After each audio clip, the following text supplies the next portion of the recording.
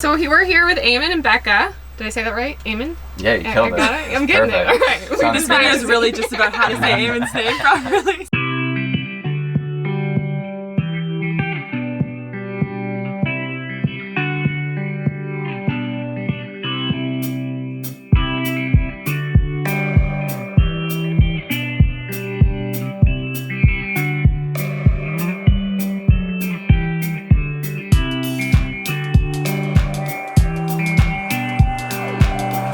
Tell you. Oh yeah, there's some this, flyaways. Like this piece is not going You anywhere. love them? I'd tuck them away. All right. You guys live in your 144. Tell us like why you guys decided to do van life and kind of like your experience so far. What was the big motivation? So yeah, I mean, van life for us was really out of a necessity to grow our business originally. We had kind of unpacked our backpacks. We'd been traveling for like 3 years, then we started a company.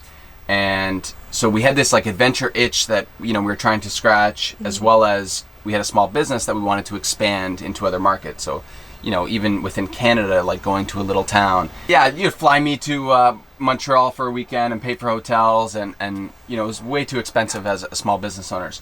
So we started looking at vans, and we had actually lived in a van in New Zealand, and so got a little taste for it, and fell in love with the fact that you can put your clothes away and brush your teeth, and you have a little house while you're traveling. So we kind of just like dove in and went for it. And also Toronto housing prices right now are incredibly high, and the rent there is incredibly high.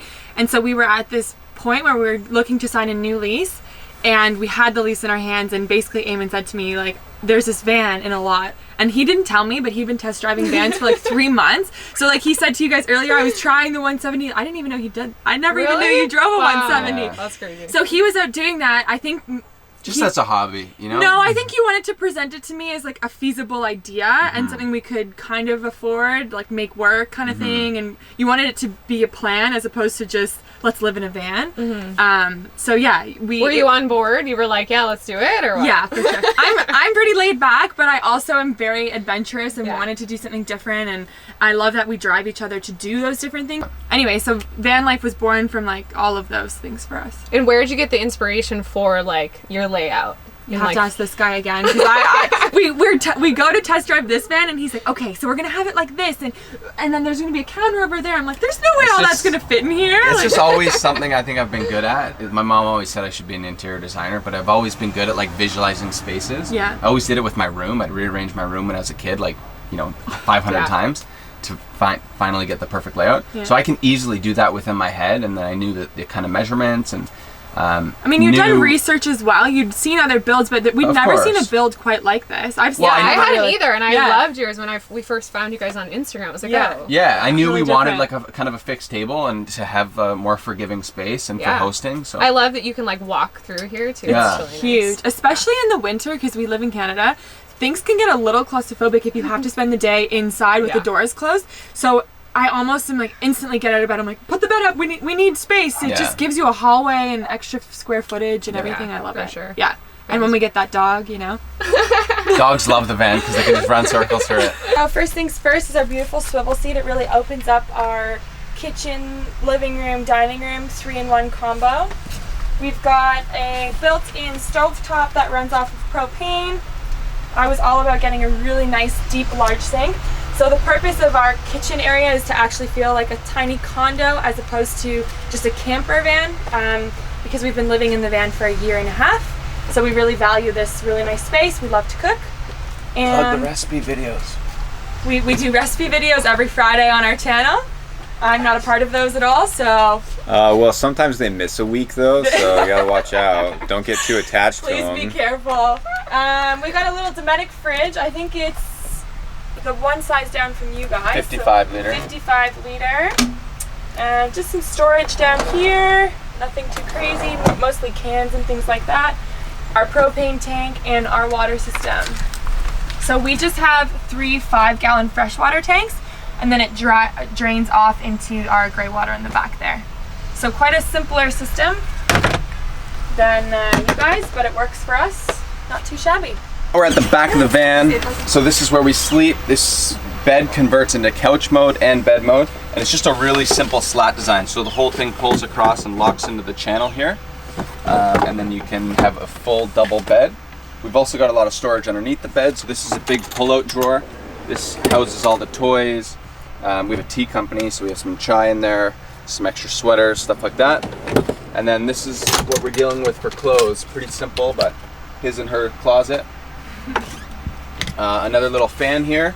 And we got a big flip down table. So this is where we do all of our work. We can actually stand up here and use it as a standing desk, or our dining room table as well. So chai for us, we lived in Australia and we managed a coffee shop together there. And so the specialty coffee industry is 10 years ahead of what you see in North America, because they never really introduced drip coffee or Starbucks or anything there. So it's all independently owned. They're all competitive with each other, so they're constantly getting better. And we managed a coffee shop with a really cool chai recipe. And I had never liked chai before going to Australia, because it was always this syrup or concentrate, lots of additives and yuck, pretty much. So and yuck. So after that, we went and traveled to Nepal and India. We were backpacking and we were drinking chai every morning as a part of a ritual, but also where they get their caffeine hit from. There's not really coffee options too often over there. And we came back to Toronto, not thinking we're going to start a business, but thinking let's go work hospitality jobs, save enough money, and start backpacking again. But Eamon, being the entrepreneur that he is, started working at a cafe as one of his jobs and was like, I can't serve this syrup for chai. Like, this is trash. I love it. And he went home to his mom's house where he was at the time and literally bought enough spices and started grinding them in her kitchen. And he just went back to the have like cafe. 12 spices on her granite countertop, and it would be like a smoke shop in there, and she'd come home and be like, what is going on? So you've always really loved like cooking and putting things together and like I was just an entrepreneur, right? Yeah. Like I was He's just had, like, like, all I sorts can of do this businesses. better. So I just literally like came up with a recipe and sold it to the cafe in a Ziploc bag, and they're like, oh yeah, this is great. We'll buy Yeah, it. so it was this really interesting thing where I was in this mindset of, I'm a hippie, I don't want to have a business, like I don't want to be grounded anywhere yet. And he was like, oh, it'll just give me a couple months, I'll get this going and it'll be recurring revenue and we can be on the road again. And then 3 years later, that obviously didn't happen the way we thought it would, but it's been its own adventure and it's been really incredible. So we sell mainly to indie coffee shops to replace their syrup or their whatever they're using, a dried powder for their chai.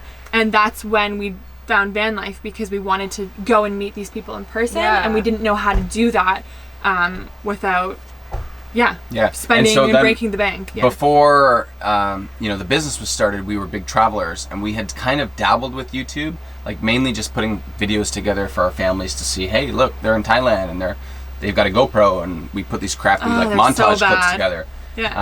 And so that was kind of a taste, but then one of the videos kind of popped and it got like 50,000 views. Like, why would people care to watch us traveling? So the idea was sparked that you could get an audience on YouTube. And then, with van life, we put together a build series basically because, I was so thankful and inspired by other people putting their content together. I wanted to kind of give back and provide, excellent content as well.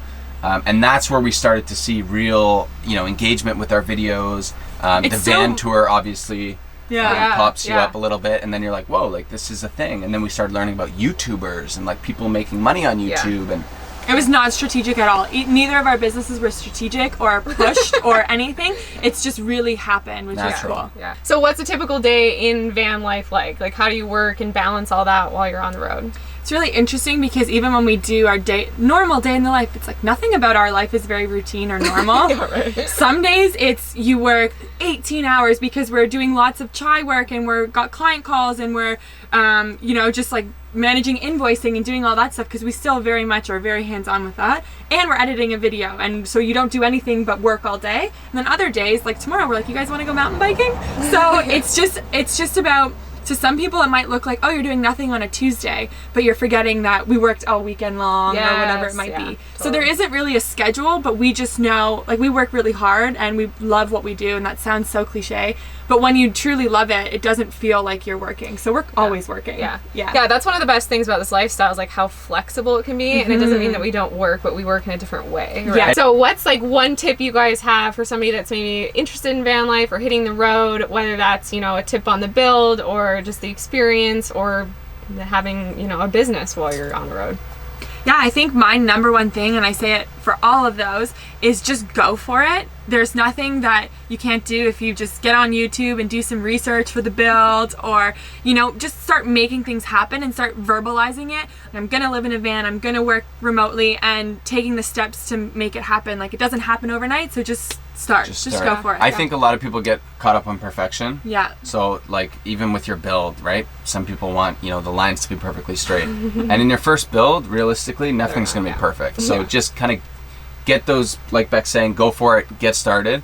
And what's the entrepreneur quote where you jump off the cliff and open the parachute? No, you jump off a cliff and you build the plane on the way down. Yeah. That's kind of what like our life is, honestly. Yeah. It's like, you just go for it and you figure it out. exactly. We're like, oh, we're on YouTube now. Okay, like I have no idea how to do this, and I don't know how to make a thumbnail, but you just like figure it out. Yeah. I love that. Our big like slogan for life on the road is expect nothing and experience everything. Because in the beginning we tried to have like plans and like great. you know, none of that ever like goes according to plan. So like now we just try to be like, okay, well that didn't go to plan, so let's just like, what else could we do? You know? I think that's so important too for people that are like watching these videos and seeing these Instagram accounts is expect nothing. You know, you need to be like excited to live in a van, to live in a van, and realize have like a clear understanding on what most days are going to look like.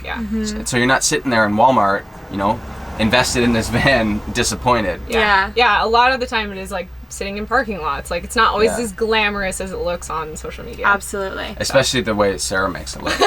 Fancy hair and beautiful dresses. I know, somebody said that. They're like, how are you always so put together? I'm like, I don't know, it's just my life. Yeah. I just do it, girl. Got a bathroom. Yeah. That's true. Cool. Okay. Thanks, guys, for being on. So you can check out their channel below. There'll be a link in the description. And thanks for watching this video. We'll see you guys next time. Sweet. Bye. Peace out, guys.